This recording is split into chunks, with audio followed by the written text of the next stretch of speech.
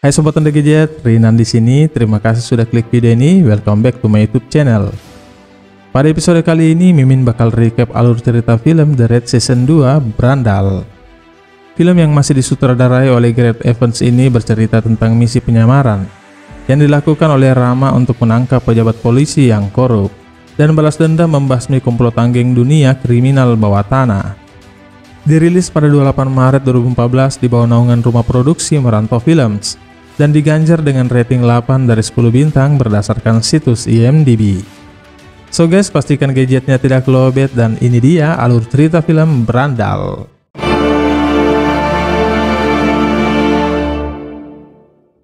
Awal film, dari kejauhan kita diperlihatkan pemandangan ladang tebu dengan sinematografi yang cukup mencekam. Lalu kemudian terlihat dua kendaraan berada di sana yang diketahui membawa Andi, kakak kandung Rama. Andi dibawa ke sana untuk dieksekusi oleh para kelompok gangster bawah tanah yang dipimpin oleh seorang pria bernama Bejo. Andi yang mengkhianati Tama diketahui oleh Bejo. Dan setelah kematian Tama Riyadi, kini Bejo yang mengambil alih bisnisnya. Jangan khawatir. Bangun yang bakal. Bangun udah tua. Enggak. Jangan. Sini kemudian berpindah di sebuah tempat di mana Rama dan rekan yang selamat keluar dari apartemen Tama bertemu dengan letnan polisi bernama Bunawar dari kepala unit investigasi internal. Rama menemuinya atas permintaan kakaknya Andi untuk menyerahkan bukti terkait pejabat polisi yang korup menerima suap dari Tama Riyadi. Melihat Bowo yang terluka parah, Bunawar lalu meminta rekannya membawanya pergi untuk mendapatkan perawatan medis. Lalu kemudian meminta rekannya untuk menembak mati Letnan Wahyu. Apa nih? Enggak apa-apa. Kamu tenang aja.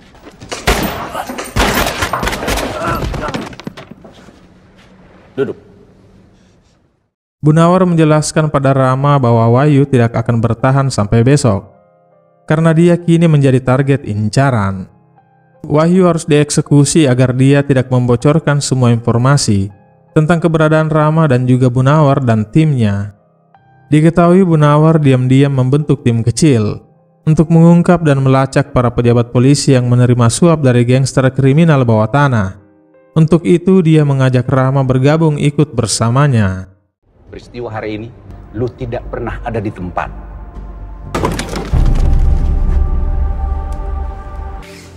Ini udah semua? Nggak ada yang selamat. Bisa. Gua akan beresin semua. Singkat cerita, di kediamannya, ayah Rama sangat terpukul dengan kematian Andi. Rama kemudian ditemui oleh Bunawar yang memberitahunya bahwa kakaknya Andi dibunuh oleh Bejo dan juga Bowo beserta keluarganya telah dibunuh karena identitasnya telah ketahuan. Maka untuk melindungi Rama beserta keluarganya, Bunawar meminta Rama untuk menyusup masuk ke dalam kelompok gangster yang dipimpin oleh Bangun. Kelompok gangster bawah tanah sekarang ini telah berbagi rata wilayah kekuasaan kota antara kelompok yang dipimpin oleh Bangun dan kelompok Goto Bumi dari keluarga Jepang. Rama diminta menyusup masuk ke dalam kelompok Bangun untuk mendapatkan informasi dan bukti keterlibatan para pejabat polisi korup.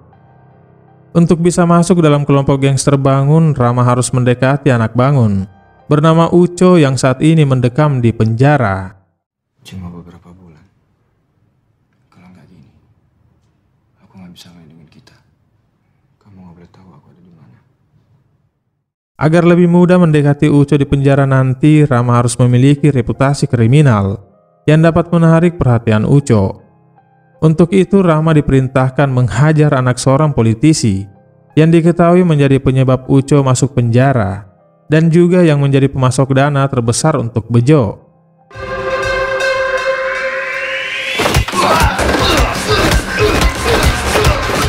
Singkat cerita, setelah menghajar anak polisi itu, Rama akhirnya masuk penjara.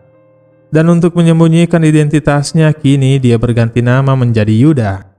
Nikmatin waktu lo sebelum sampai sel. Kayaknya lo bakalan lama ditinggal di sini gara-gara itu. Lihat dari koneksi dia sih. Hati-hati lo. Kayaknya sekarang terakhir lo bisa jalan sebelum kaki lo pincang. Dan benar saja yang dikatakan kepala penjara. karena koneksi ayahnya sang politikus, Yuda, yang sedang berada di kamar kecil penjara diserang oleh para napi.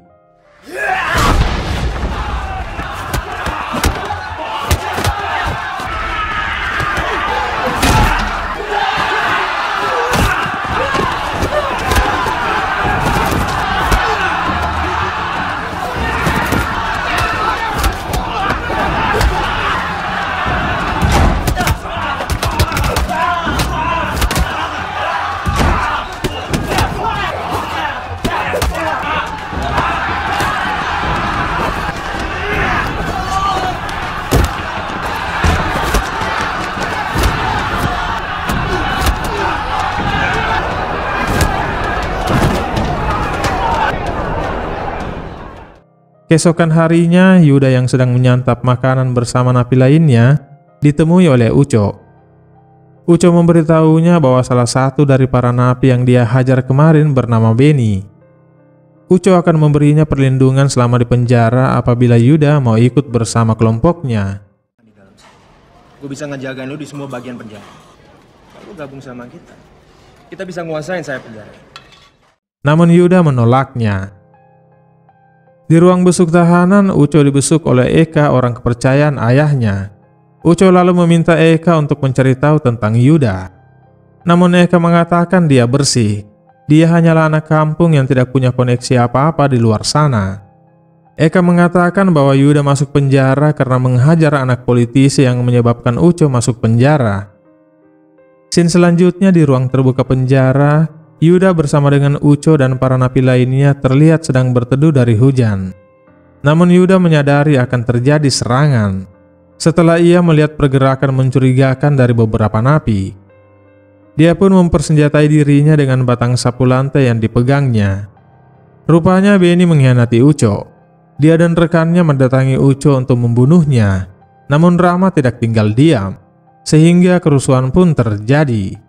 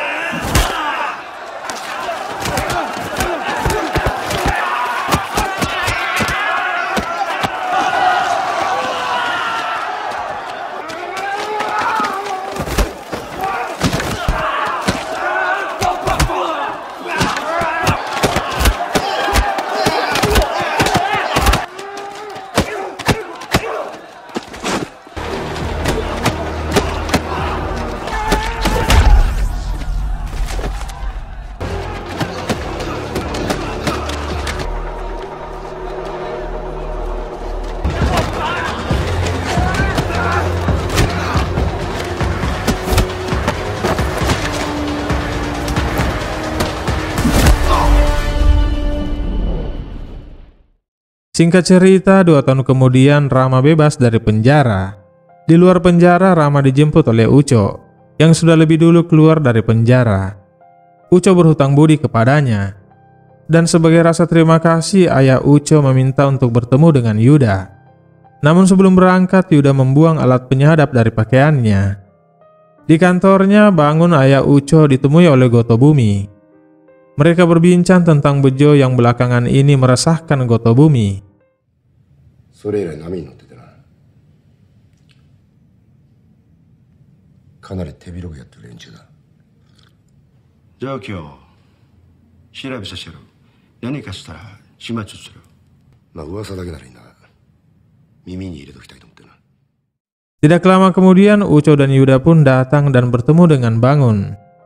Untuk memastikan dia bersih dan bukan mata-mata, Yuda kemudian digeledah. Dan setelah itu, sebagai rasa terima kasih, Bangun mempekerjakan Yuda masuk ke kelompoknya dan memintanya untuk mendampingi Uco dalam setiap aktivitasnya. Saya nggak akan percayain Bapak. Ini tempat tinggal lo sekarang. Abang udah ngasih semua yang gue punya. Besok kita berangkat jam 8. Setelah Eka pergi, Yuda menghubungi Bu Nawar dan memberitahunya jika dia sudah berhasil masuk dan bekerja dengan Bangun tanpa ketahuan. Keesokan harinya, Yuda yang telah resmi bergabung menjalani tugas pertamanya. Dia bersama Eka dan beberapa orang mendampingi Uco mendatangi sebuah tempat pembuatan film bercocok tanam untuk menagih uang setoran. Masih kurang? Kurang. Jangan goyang-goyang. Katanya lo dan kelompok lo diam-diam edarin garam murahan di wilayah bokap gua. Terus? Uang setoran lo baru aja naik.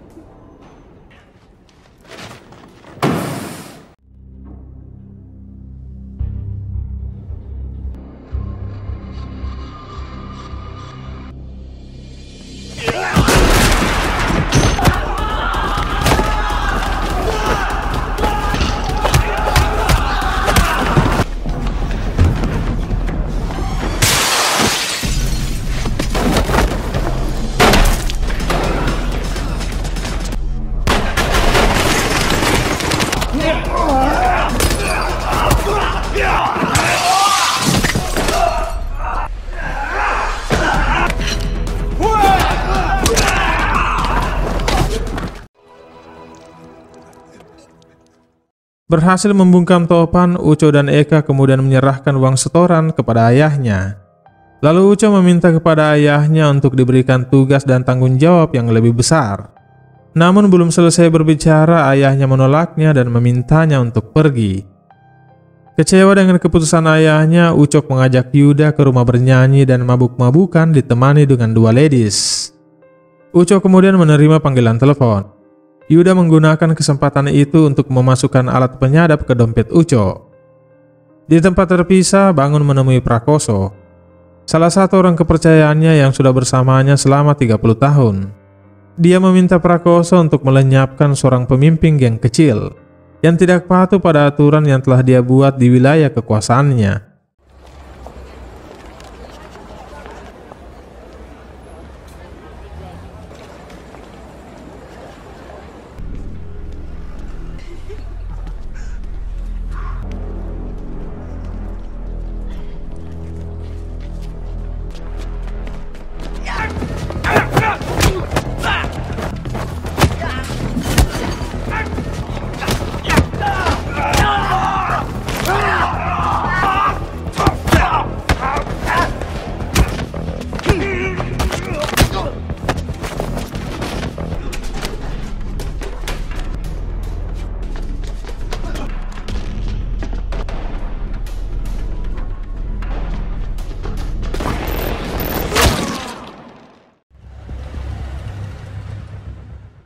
Sini kemudian berpindah di salah satu restoran milik Bejo. Bejo mengundang Ucok untuk makan malam. Sebelum memulai percakapan bisnis, Bejo memberi hadiah untuk Ucok. Dia telah menangkap Benny dan para napi lainnya yang berusaha membunuh Ucok pada kerusuhan di penjara waktu itu. Bejo memberi Ucok hadiah untuk mengeksekusi mereka dengan tangannya sendiri. Sembari ngomong bisnis, Ucok mulai mengeksekusi mereka satu persatu. Tujuan Bejo ingin menguasai sebagian wilayah strategis untuk mengembangkan bisnisnya. Namun saat ini wilayah itu dikuasai oleh Goto dan kelompoknya. Untuk itu dia mengajak Uco untuk membantunya. Karena jika dia meminta langsung kepada Bangun, Bangun pasti menolaknya. Karena perdamaian antara kelompok Bangun dan Goto dalam pembagian wilayah kekuasaan sudah terbangun sejak 10 tahun lamanya. Pada dasarnya Bejo menghasut Uco untuk mengakhiri perdamaian antara kedua kubu dan memulai perang perebutan kekuasaan. Dan dengan begitu maka posisi kelompok Bejo akan lebih kuat untuk menguasai sebagian wilayah. Uco yang tidak puas dengan posisinya saat ini menerima tawaran Bejo, di mana hal ini akan memberinya kesempatan untuk membuktikan dirinya kepada ayahnya.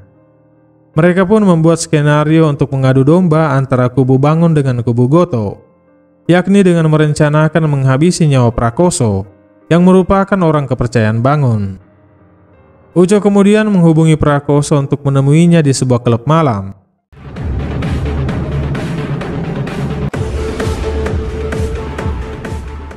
Bertemu dengan Uco, Prakoso sempat berbincang singkat dengannya. Lalu Uco pergi ke kamar kecil meninggalkan Prakoso. Prakoso sama sekali tidak menyadari akan rencana Uco untuk membunuhnya. Dan tidak lama kemudian tiba-tiba klub malam itu menjadi sepi dan terlihat hanya tinggal dia seorang.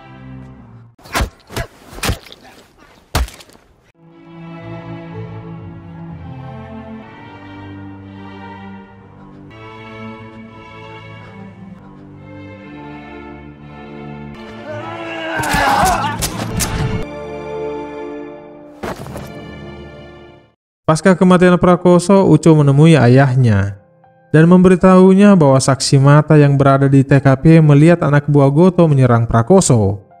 Dan dengan emosi dia meminta ayahnya untuk menuntut balas. Namun ayahnya menolaknya. Habis semua udah dia lakuin buat kita. Kayak gini cara kita balas budi sama dia. Sekarang tugas kita adalah menjaga keluarganya. Tapi kita nggak akan pernah nuntut balas. Mendengar itu dengan marah dan kecewa, Uco pergi meninggalkan mereka. Lalu dia menghubungi Bejo dan memberitahunya jika rencana mereka gagal. Namun dia meminta Bejo untuk tetap melanjutkan aksi adu domba mereka dengan menyerang kelompok Jepang. Bejo lalu mengerahkan orang-orang kepercayaannya.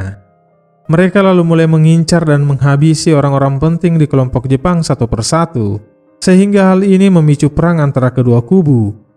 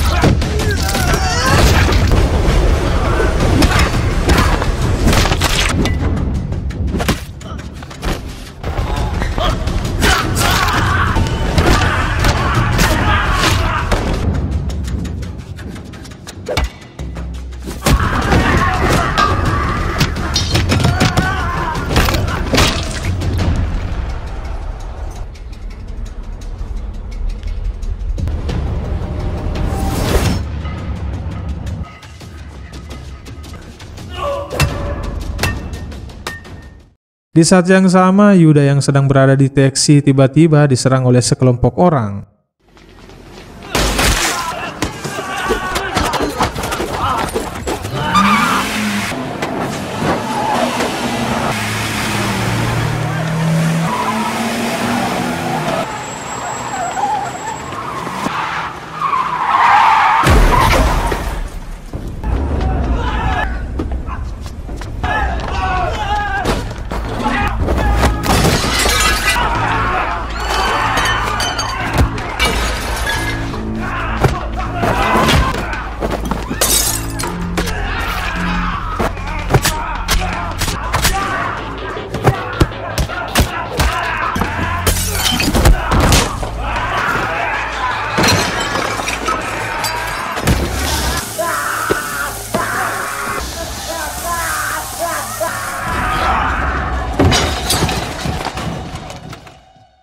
Di tempat terpisah, Bangun dan Goto dipertemukan dalam sebuah pertemuan mediasi untuk berdamai.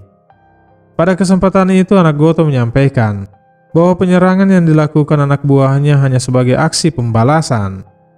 Namun Uco menyangkalnya dengan mengatakan bahwa peperangan ini terjadi dimulai dari pihak Jepang yang telah menyerang Prakoso lebih dulu. Lalu Goto membantahnya bahwa orang-orang yang menyerang Prakoso bukan dari kelompok mereka. Cukup! Untuk mencegah terjadinya pertumpahan darah di antara keluarga kami, saya akan bertanggung jawab. Untuk itu saya minta maaf. Atas apa yang terjadi di minggu terakhir ini. Dan saya akan ganti rugi. Lalu setelah itu dia pun pamit meninggalkan mereka.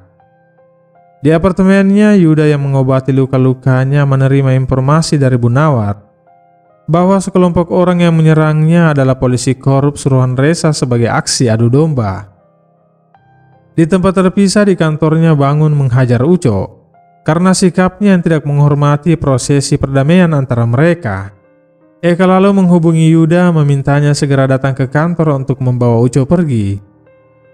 Lalu tidak lama kemudian, Bejo dan beberapa anak buahnya mendatangi Bangun di kantornya. Uco yang telah bersekutu dengan Bejo kemudian meminta maaf kepada ayahnya. Lalu kemudian tidak pakai hati dia pun membunuh ayahnya. Lalu tiba-tiba Yuda datang langsung menghajar anak buah Bejo dan meminta Eka untuk melarikan diri.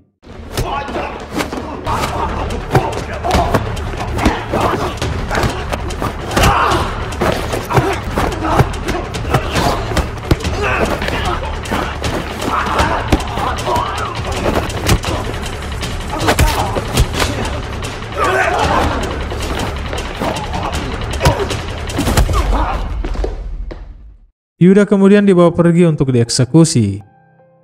Eka yang melihat Yuda dibawa pergi kemudian mengikuti mereka.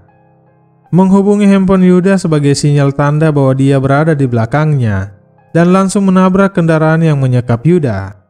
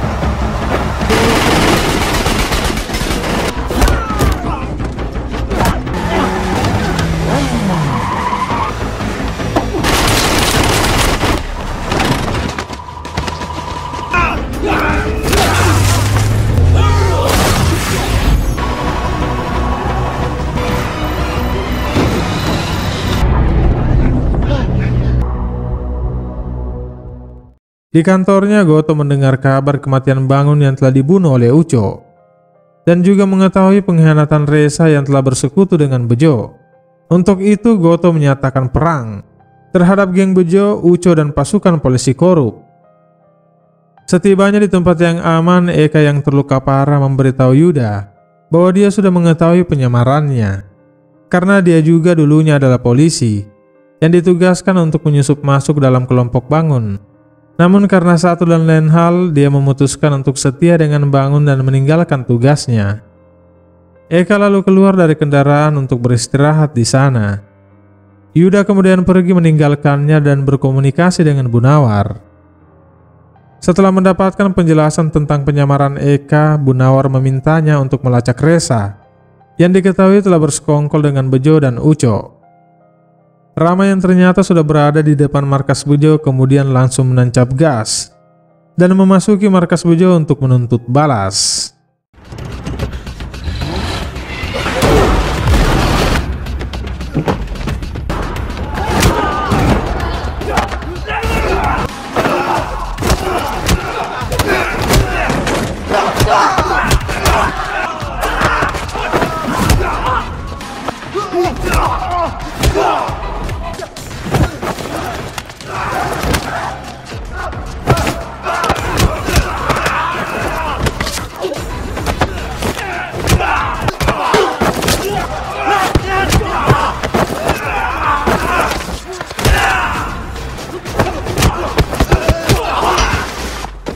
Berhasil mengalahkan anak buah Bejo, Yuda kemudian bergerak naik memasuki restoran.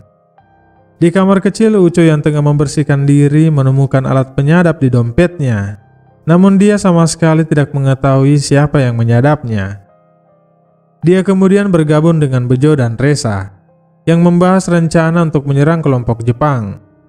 Namun tak disangka dia melihat tato di pergelangan tangan Bejo yang sama dengan tato di tangan Benny. Sehingga dia meyakini bahwa rencana Bejo untuk memicu perang antara geng sudah lama dia rencanakan, dengan menyuruh Benny anak buahnya untuk membunuhnya sewaktu di penjara. Dia kemudian menyimpulkan jika Resa dan Bejo saat ini bersekongkol untuk melawannya. Di saat yang sama, Yuda yang terus bergerak mendatangi Bejo dihadang oleh gadis Palu dan saudaranya Baseball Batman.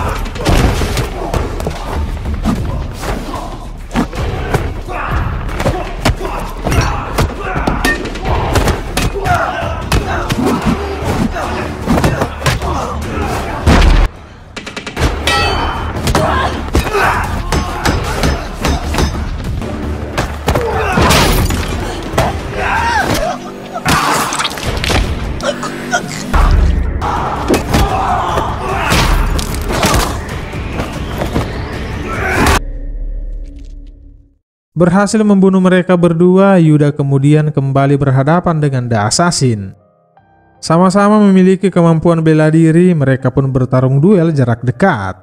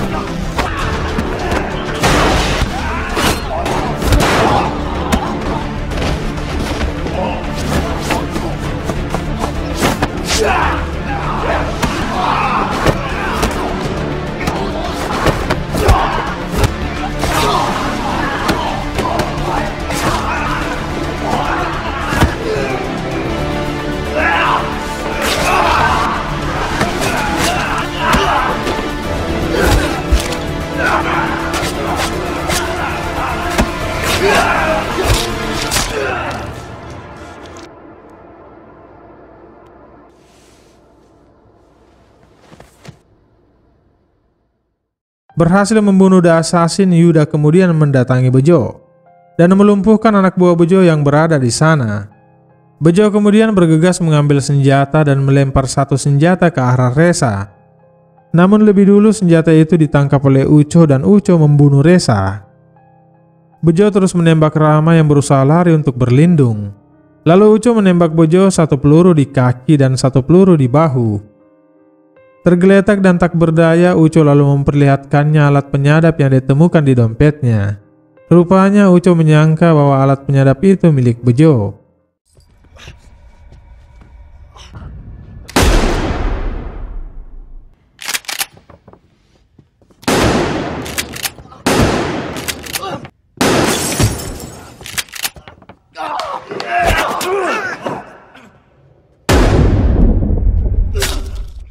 Uco pun tewas di tangan Yuda. Di sisa tenaganya, Yuda yang terluka perlahan kembali ke pintu keluar. Namun dia bertemu dengan geng Jepang. Entahlah apa yang mereka bicarakan di sana. Namun berujung dengan Yuda hanya mengatakan tidak dan cukup. Lalu film pun selesai guys. Demikian episode movie recap kali ini. Dukung selalu channel ini dengan klik tombol subscribe, jangan lupa like, share, dan tinggalkan komentar jika video ini menghibur. Sampai jumpa pada video-video The Gadget selanjutnya. See you!